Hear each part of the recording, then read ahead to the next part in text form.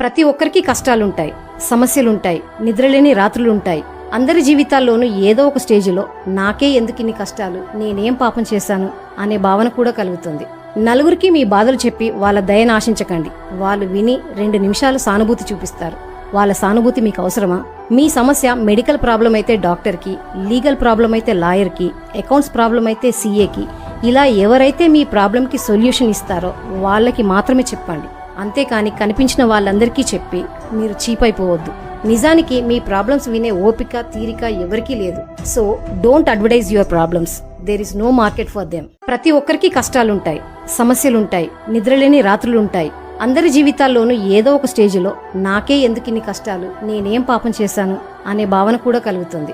నలుగురికి మీ బాధలు చెప్పి వాళ్ళ దయను ఆశించకండి. వాళ్ళు విని 2 నిమిషాలు సానుభూతి చూపిస్తారు. వాళ్ళ సానుభూతి మీకు అవసరమా?